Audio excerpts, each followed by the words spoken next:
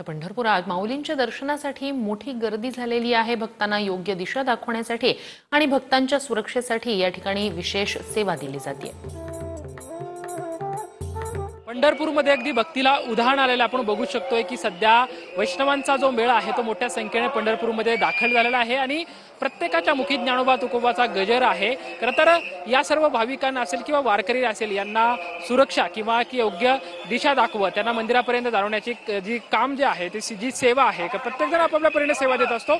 असंच या सुरक्षेची सेवा देणारे कर्मचारी या ठिकाणी आहेत। आपण त्यांच्यासोबत चर्चा करणार आहोत। प्रदीप सिंह जाधव सध्या आपल्यासोबत आहेत। खरं तर गेल्या अनेक वर्षांपासून इथल्या सुरक्षेची जी जबाबदारी तुमच्यावरती आहे, तुम्ही सेवा देतायत, काय एकंदरीत मनात भावना आहेत? साधारणतः 2016 पासून आपण इथे सेवा देत आहोत आणि आपली अनिरुद्धास अकॅडमी ऑफ डिझास्टर मॅनेजमेंट ही संस्था जी आहे ती 2002 साली आमचे जे सद्गुरू आहेत, सद्गुरू श्री अनिरुद्ध जोशी, ज्यांना आम्ही अनिरुद्ध बापू म्हणतो, त्यांच्या संकल्पनेने आणि त्यांच्या मेहनतीने ही संस्था एवढी उभी राहिलेली आहे आणि अशाच वेगवेगळ्या ठिकाणी पण आम्ही उत्सवाला असतो। आज 2016 पासून आपण इथे जी सेवा देतोय, जवळजवळ 5 स्पॉटला आपण ही सेवा देतो।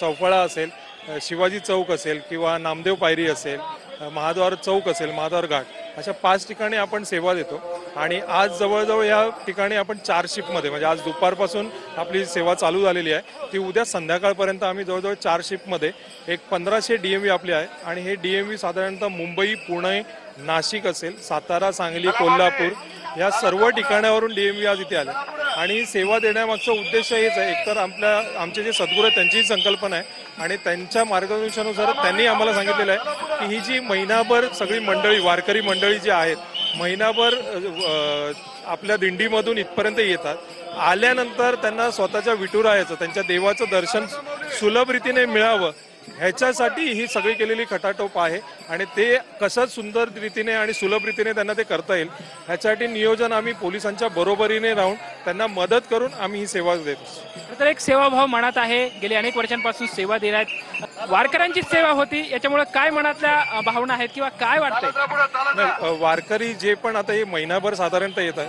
आज त्यांच्याकडनं आम्हाला जसं बापूंनी पण आमच्या सद्गुरूंनी सांगितलं आहे, खरोखर त्यांच्याकडनं ते शिकण्यासारखं आहे। तो जो प्रेम असतो, त्यांच्याकडचा जो भावना असतात आणि ते घेऊन ते इथपर्यंत प्रेम घेऊन येतात